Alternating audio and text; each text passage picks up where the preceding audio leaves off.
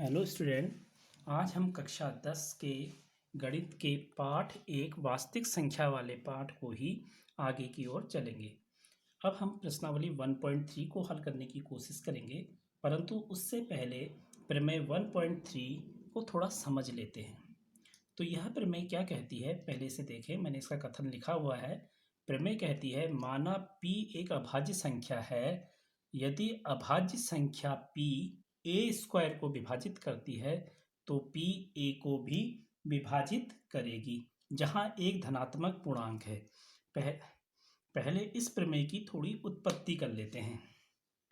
माना a के अभाज्य गुणनखंड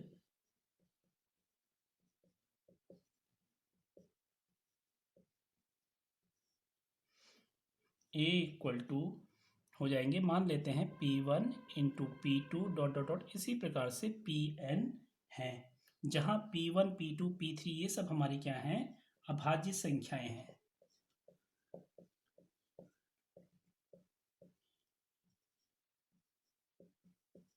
अभाज्य संख्याएं हैं। यह सब P1 P2 P3 dot dot dot Pn किसके गुणनखंड है, a के गुणनखंड है। अतः P1 P2 P3 Pn जो है वह a को विभाजित करेंगे। अब हम एक काम करते हैं, इस a का वर्ग कर लेते हैं। तो a का स्क्वायर करेंगे तो P1 का भी स्क्वायर हो जाएगा, P2 का भी स्क्वायर हो जाएगा, डॉट डॉट डॉट। इसी प्रकार से जितने भी अन्य गुणनखंड हैं सभी के वर्ग हो जाए। a का वर्ग हो गया तो इन सब का भी वर्ग हो जाएगा। तो P1 square P2 square dot dot dot Pn square. अब हम चलते हैं अपनी प्रमेय पे। यदि P a स्क्वायर को विभाजित करता है, जो हमें दिया है करता है, तो क्या होगा। तो यह P1 a स्क्वायर का क्या होगा, एक गुणनखंड होगा। तो P a का P भी a स्क्वायर का गुणनखंड होगा। अतः यह जो P है वह P1 P2 P3 में से ही होना चाहिए। P1 P2 dot dot dot Pn में से ही होना चाहिए।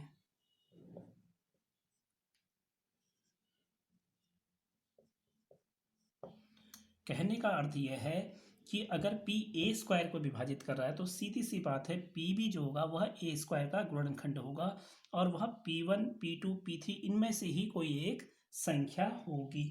अतः हम अब लिख सकते हैं, चूंकि a equal to P1 P2 dot dot dot Pn है, इसलिए P a को विभाजित करेगा।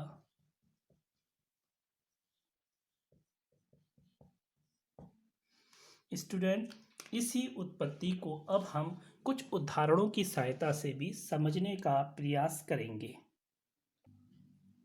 स्टूडेंट, मैंने बोर्ड पर 2 उदाहरण लिखे हुए हैं।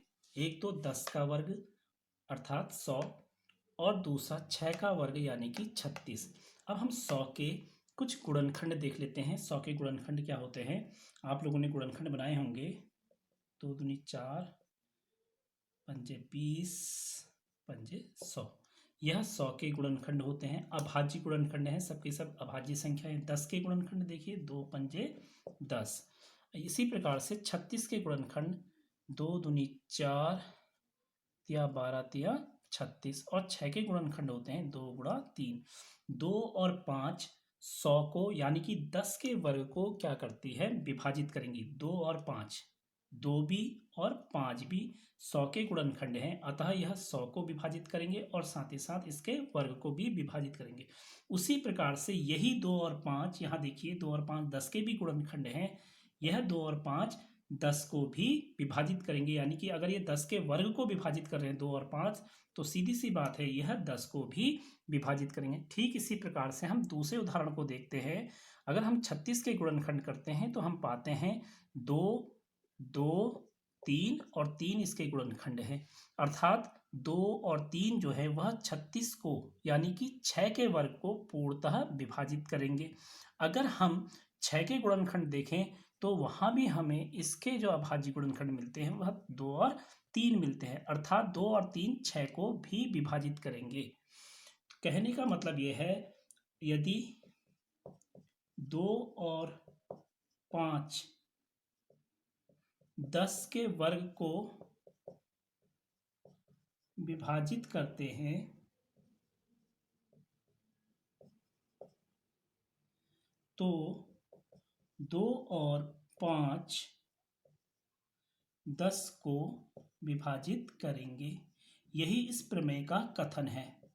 ये मैंने आपको उदाहरण की सहायता से समझा दी। यहाँ भी मैं लिख देता हूँ, यदि 2 और 3 36 को यानी कि 6 के वर्ग को विभाजित करते हैं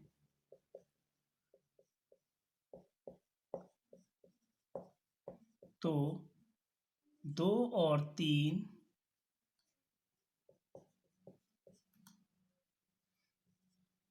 6 को भी विभाजित करेंगे। यही इस प्रमेय का कथन है। फिर से मैं कथन को एक बार और स्पष्ट कर देता हूँ। P एक अभाज्य संख्या है, यह अभाज्य संख्या P a स्क्वायर को विभाजित करती है, अतः P उसके वर्गमूल यानी कि a स्क्वायर का जो वर्गमूल बन रहा है यानी कि a को भी विभाजित करेगी।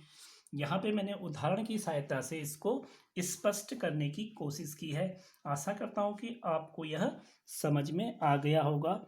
अब हम प्रश्नावली की ओर चलते हैं। स्टूडेंट, प्रश्नावली 1.3 का मैंने पहला प्रश्न बोर्ड पे लिख दिया है। प्रश्न है, सिद्ध कीजिए कि √5 एक अपरिमेय संख्या है।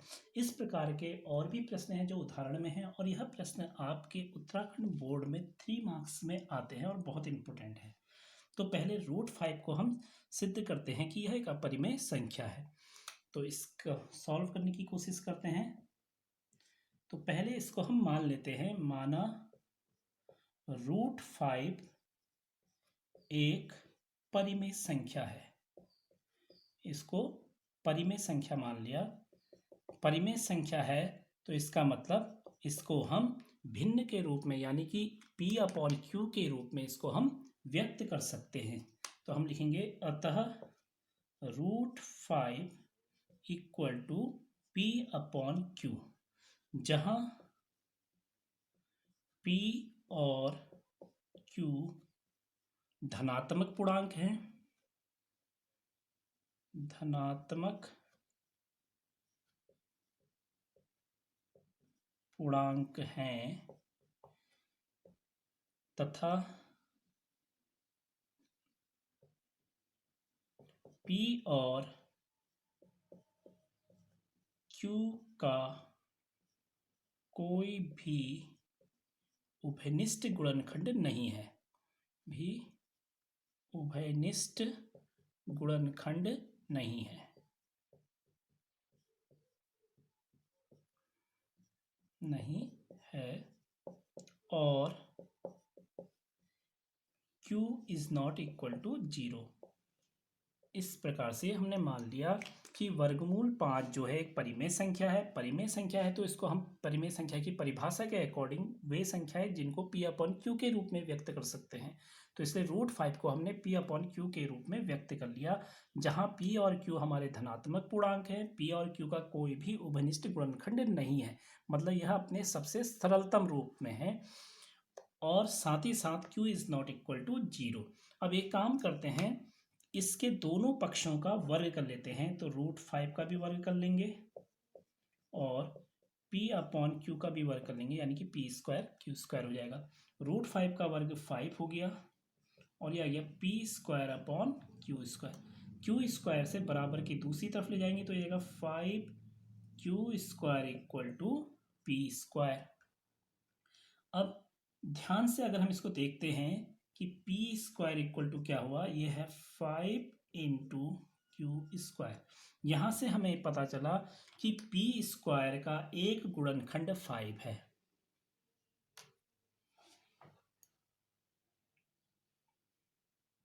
P² का एक गुणनखंड 5 है। अतः P का भी, अभी हम प्रमेय में कर चुके हैं, अगर 100 यानी कि 10 के वर्ग का गुणनखंड 2 और 5 थे तो उसके वर्गमूल यानी कि 10 का भी गुणनखंड 2 और 5 होंगे। ठीक उसी प्रकार से पी स्क्वायर का एक गुणनखंड 5 है तो P का भी एक गुणनखंड 5 होगा। अतः हम पुनः मान लेंगे, पुनः माना P बराबर 5 के। हमने मान लिया P बराबर हमारा क्या हो गया 5 के। इस P बराबर 5 के को, ये जो हमारा ये आया है, इसमें P के स्थान पर 5 के को रख देंगे। आगे अब इसको करते हैं। स्टूडेंट, मैंने इसको मिटा करके लिख दिया है P स्क्वायर बराबर 5 गुणा क्यू स्क्वायर। अब यहाँ P बराबर, अभी हमने इससे पहले लिखा था P बराबर हमारा क्या है 5 गुणा के या 5 के लिखा था, तो यहाँ पर हम 5 के P स्क्वायर के स्थान पे 5 के रख देंगे तो यह आ जाएगा 5 के का होल वर्ग बराबर 5Q स्क्वायर। अब इसको थोड़ा सा हल कर लेते हैं। यह आएगा 25 के स्क्वायर बराबर 5 क्यू स्क्वायर। इस 5 को बराबर की दूसरी तरफ ले जाते हैं तो यह आएगा 25 के स्क्वायर बट्टा 5 बराबर क्यू स्क्वायर। 5 से कट जाएगा 5 बचे 25, तो आएगा 5 के square equal to Q square, या इसको हम लिख सकते हैं क्यू स्क्वायर इक्वल टू 5 के स्क्वायर। आगे इधर देखिए इसको, तो यहाँ इसको अगर हम ध्यान से देखते हैं कि क्यू स्क्वायर इक्वल टू हमारा क्या आया 5 इंटू के स्क्वायर। क्यू स्क्वायर के गुणनखंड कौन कौन बन रहे हैं 5 और के स्क्वायर। तो हम यहाँ देखते हैं कि 5 जो है वह क्यू स्क्वायर का एक गुणनखंड है।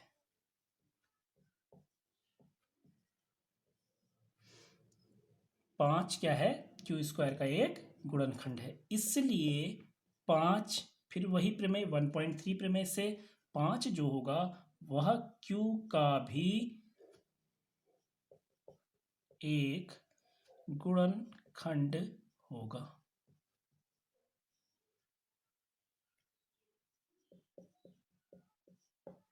जैसे वहां था 10, 100 का गुणनखंड क्या थे 2, 2, 5 और 5, इसलिए 10 के गुणनखंड भी क्या है 10 और 2 और 5। ठीक उसी प्रकार से 5 के गुणनखंड, 5 जो है क्यू स्क्वायर का गुणनखंड है, इसलिए 5 जो है क्यू का भी गुणनखंड होगा। अब हमें दो चीज़ें मिली कि P का एक गुणनखंड 5 है और Q का भी एक गुणनखंड 5 है, तो P तथा Q का एक उभयनिष्ठ गुणनखंड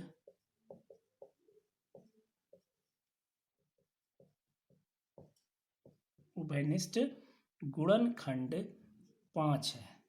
हमने ये निकाल दिया, P का भी और Q का भी एक उभयनिष्ठ गुणनखंड कौन है 5 है।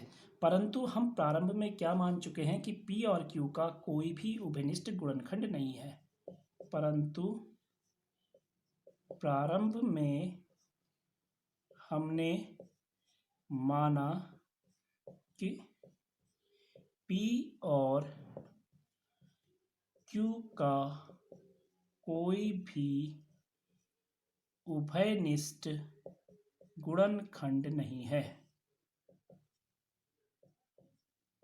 कोई भी उभयनिष्ठ गुणनखंड नहीं है। इसलिए यह मानना कि √5, अब देखिए जो हमने पहले माना था कि P और Q का कोई उभयनिष्ठ गुणनखंड नहीं है, लेकिन यहाँ पर जब हमने इसको हल किया तो क्या निकल गया P और Q का एक उभयनिष्ठ गुणनखंड 5 है। तो यहाँ पर क्या हो रहा है एक विरोधाभास उत्पन्न हो रहा है, पर एक विरोधाभास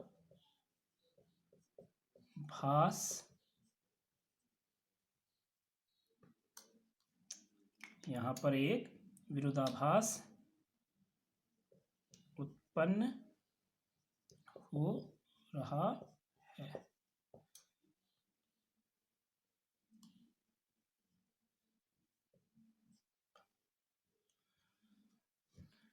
यहाँ पर क्या हुआ, एक विरोधाभास उत्पन्न हो गया, क्योंकि हमने पी और क्यू का कोई उभयनिष्ठ गुणनखंड तो यही माना था कि कोई उभयनिष्ठ गुणनखंड नहीं है, परंतु यहाँ पर पी और क्यू का उभयनिष्ठ गुणनखंड आ गया। अतः यह मानना कि √5 एक परिमेय संख्या है गलत है। अतः यह मानना कि √5 एक परिमेय संख्या है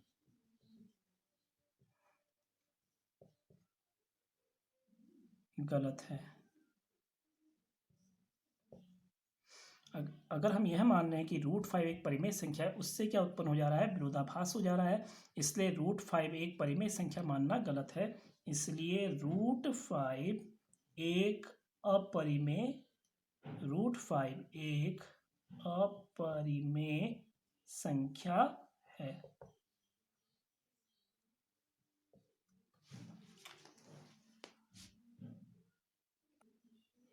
अब स्टूडेंट हम चलते हैं प्रश्नावली के अगले प्रश्न नंबर 2 पर। प्रश्न नंबर 2 क्या है कि सिद्ध कीजिए कि 3 + 2√5 एक अपरिमेय संख्या है। इसको सिद्ध करने के लिए देखिए हम किस प्रकार से करेंगे, इसको सॉल्व करते हैं। इसके में भी हम मान लेंगे, जैसे इससे पहले प्रश्न में माना था, माना 3 + 2√5 एक परिमेय संख्या है। पहले इसे हम मान लेंगे कि यह एक परिमेय संख्या है, फिर इसे P/Q के रूप में लिख देंगे, क्योंकि परिमेय संख्याएं वे होती है जिन्हें P/Q के रूप में लिखा जा सकता है। P और Q क्या है, धनात्मक पूर्णांक हैं। P तथा Q धनात्मक पूर्णांक तथा Q ≠ 0 है। ठीक है, अब हम एक काम करते हैं, 3 को बराबर की दूसरी तरफ ले जाते हैं। 2√5 = P/Q - 3 प्लस 3 था, बराबर की दूसरी तरफ चले गया, माइनस हो गया। 2 से √5 में गुणा हो रही है, 2 को भी बराबर की दूसरी तरफ ले जाते हैं, तो ये √5 आ गया। P/Q 2 से यहाँ डिवाइड हो जाएगा, -3/2 हो जाएगा। ये देखिए P/Q क्या है, P/2Q यह परिमेय संख्या है, 3/2 यह भी एक परिमेय संख्या है।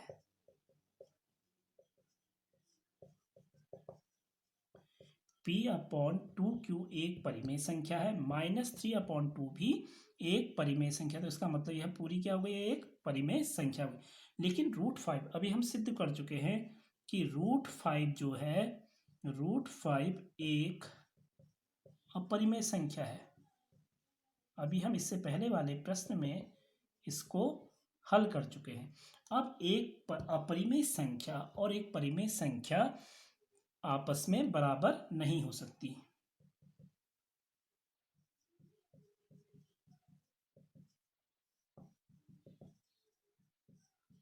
इज नॉट इक्वल टू परिमेय संख्या। अपरिमेय संख्या और परिमेय संख्या बराबर नहीं हो सकती। अब मैं लास्ट यहाँ पे लिख देता हूँ, इसलिए 3 + 2√5 क्या है, एक अपरिमेय संख्या है। कारण क्या है, यहां भी क्या उत्पन्न हो जा रहा है, एक विरोधाभास उत्पन्न हो जा रहा है। इसलिए 3 + 2√5 एक अपरिमेय संख्या, ये विरोधाभास हो गया। अपरिमेय संख्या हमारी किसके बराबर आ गई, परिमेय संख्या के बराबर आ गई, यह बराबर नहीं हो सकती, इसलिए ये क्या उत्पन्न हो गया, विरोधाभास उत्पन्न हो गया है। इसलिए 3 + 2√5 क्या है, हमारी एक अपरिमेय संख्या है। इस प्रकार से हमने इसको सिद्ध कर दिया है। अब चलते हैं स्टूडेंट प्रश्न नंबर 3 की ओर। तो स्टूडेंट मैंने प्रश्न नंबर 3 भी बोर्ड पे लिख दिया है। प्रश्न नंबर 3 है, सिद्ध कीजिए कि निम्नलिखित संख्याएं अपरिमेय हैं। तो पहला प्रश्न इसमें है 1/√2, दूसरा प्रश्न है 7√5 और तीसरा प्रश्न है 6 + √2। तो सबसे पहले हम इसमें 1/√2 को सॉल्व करते हैं। आइए इसको देखते हैं किस तरह से होगा। इसको भी हम क्या मान लेंगे, माना 1/√2 परिमेय है, इसको हमने परिमेय संख्या माना। ये परिमेय है, तो 1/√2 इक्वल टू क्या जाएगा, P/Q। आपको मालूम है P और PQ क्या है, पूर्णांक है, धनात्मक पूर्णांक है तथा q is not equal to 0।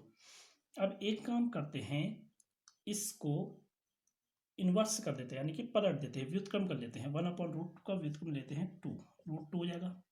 तो इसका भी व्युत्क्रम हो जाएगा, तो q/p आ गया। अब q/p हमारा क्या है, परिमेय संख्या है, और √2 हमारी क्या है, अपरिमेय संख्या है। जिस प्रकार से √5 हमारी अपरिमेय संख्या है, तो हम लिख देंगे यहाँ पे √2 अपरिमेय तथा p/q क्या है हमारी परिमेय, सॉरी q/p परिमेय। अब यहाँ पे क्या हो रहा है, अपरिमेय संख्या और बराबर परिमेय संख्या के आ रहा है, जो कि गलत है, क्योंकि कभी भी अपरिमेय संख्या और परिमेय संख्या बराबर नहीं होती। यह एक विरोधाभास है। यहाँ पे क्या उत्पन्न हो जा रहा है, एक विरोधाभास। इसलिए हम कह सकते हैं 1/√2 क्या है, अपरिमेय है। हमारा यह मानना कि 1/√2 परिमेय है, यह गलत है। इसलिए 1/√2 हमारी क्या है, एक अपरिमेय संख्या है। आइए अब हम इसके सेकंड प्रश्न को भी हल करने का प्रयास करते हैं। तो इसका प्रश्न नंबर सेकंड जो है 7√5 है। अब हम इसको अपरिमेय सिद्ध करने की कोशिश करेंगे। तो इसको भी मान लेते हैं, माना 7√5 एक परिमेय संख्या है, यानी कि 7/√5 को भी हम p/q के रूप में लिख सकते हैं। p और q क्या है, धनात्मक पूर्णांक है, जहां q is not equal to 0 है। 7 को बराबर की दूसरी तरफ ले जाते हैं, यहाँ पे लिख देता हूं pq पूर्णांक and q is not equal to 0। तो 7 को बराबर की दूसरी तरफ ले गए, तो √5 इक्वल टू p/7q। √5 हमारी क्या है, अपरिमेय संख्या है, हम इसको पहले ही सिद्ध कर चुके हैं। और p/7q हमारी क्या है, एक परिमेय संख्या है। हमें क्या मिला, यहाँ पे मैं लिख दे रहा हूं, अपरिमेय संख्या यानी कि √5 किसके बराबर आ रही है, परिमेय संख्या के, परिमेय संख्या यानी कि p/7q के बराबर आ रही है। यह एक क्या है, विरोधाभास है। दोनों अलग हैं, इसलिए एक दूसरे का विरोध है, विरोधाभास है। यह एक विरोधाभास हो गया। अपरिमेय संख्या और परिमेय संख्या बराबर नहीं हो सकती और हमारी बराबर आ रही है, अतः यह क्या है, एक विरोधाभास है। इसलिए यह मानना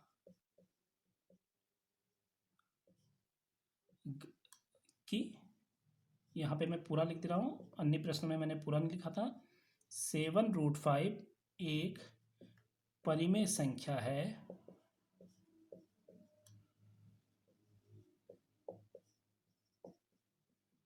गलत है। इसलिए क्या हुआ, 7√5 एक अपरिमेय संख्या है। तो यह इसका प्रश्न नंबर 2 भी हो गया। अब बचा प्रश्न नंबर तीसरे का प्रश्न नंबर 3। मैं इसे आप लोग खुद से करने का प्रयास कीजिएगा, नहीं आएगा तो कमेंट बॉक्स में जरूर इस प्रश्न को के बारे में बताइएगा कि नहीं सॉल्व हुआ, तो मैं अगले वीडियो में इसको सॉल्व करने का प्रयास करूंगा। आशा है कि आपको यह प्रश्नावली समझ में आ गई होगी। Thank you.